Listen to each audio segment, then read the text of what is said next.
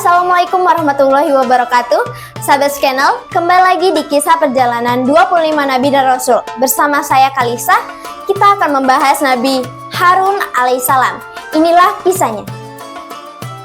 Nabi Harun alaihissalam adalah kakak kandung dari Nabi Musa alaihissalam.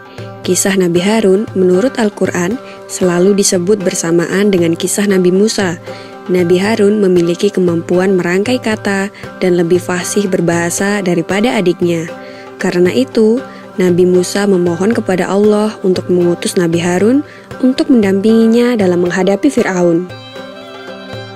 Setelah Nabi Harun dan Nabi Musa berhasil mengeluarkan kaumnya dari Mesir, kini tibalah saatnya Nabi Musa untuk menerima wahyu lagi dari Allah Subhanahu wa Ta'ala. Nabi Musa memerintahkan Nabi Harun agar menjaga umatnya, jangan sampai mereka menjadi tersesat. Nabi Musa lalu pergi ke Bukit Sinai untuk berkhalwat dan berpuasa selama 40 hari. Di atas bukit itu, Nabi Musa kemudian memohon kepada Allah Subhanahu wa Ta'ala, "Ya Tuhan, dapatkah aku melihat Engkau?" Allah Subhanahu wa Ta'ala berfirman, "Engkau tidak akan sanggup melihatku. Tetapi cobalah lihat bukit itu. Jika tetap berdiri tegak di tempatnya, maka kau akan dapat melihatku." Lalu Nabi Musa menoleh ke arah bukit atau gunung yang dimaksud. Seketika gunung yang dilihat hancur, lalu masuk ke dalam perut bumi. Nabi Musa terkejut, seluruh tubuhnya gemetar, dan ia jatuh pingsan. Setelah sadar, beliau bertasbih dan memohon ampun.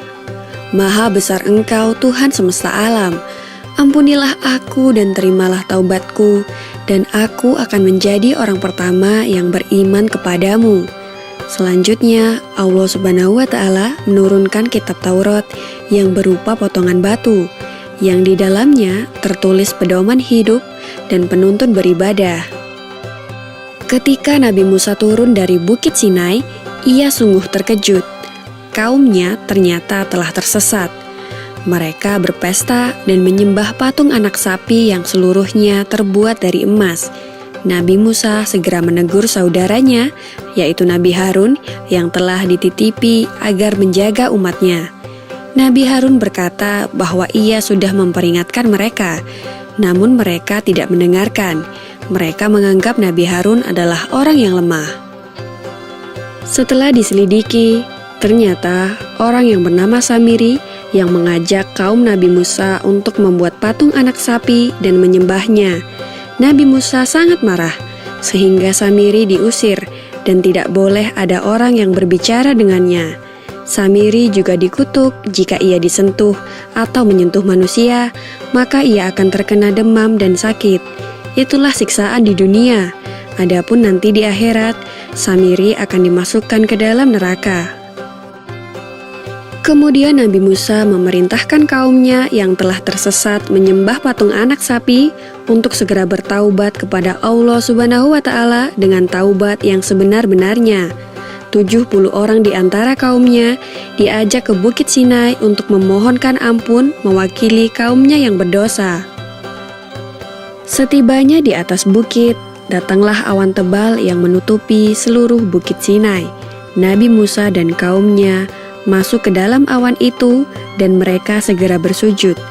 Ketika bersujud, mereka mendengar percakapan Nabi Musa dengan Tuhannya. Pada saat itulah timbul keinginan di benak mereka untuk melihat Allah Subhanahu wa Ta'ala.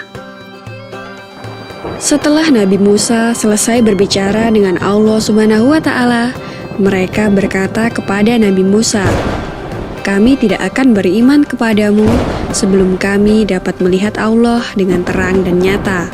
Sebagai jawaban atas kelancangan mereka itu, Allah Subhanahu wa Ta'ala menurunkan petir yang menyambar dan merenggut nyawa mereka sekaligus. Nabi Musa merasa sedih melihat nasib 70 kaumnya itu.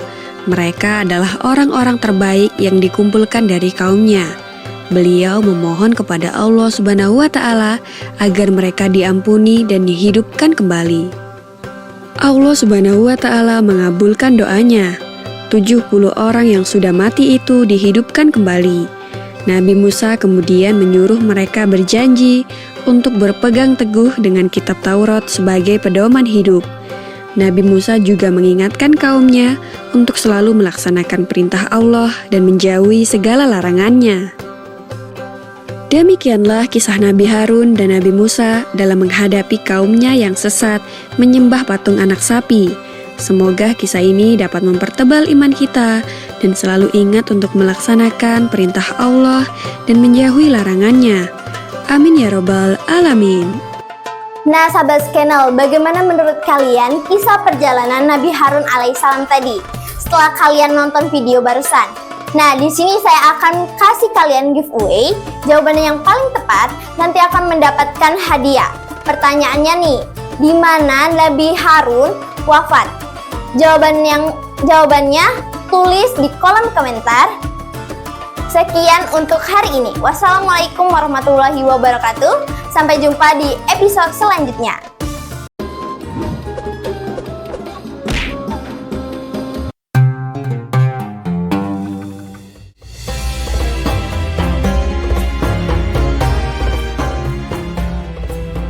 Bismillahirrahmanirrahim.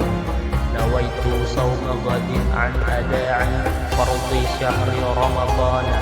Hadhihi as-salati lillahi ta'ala.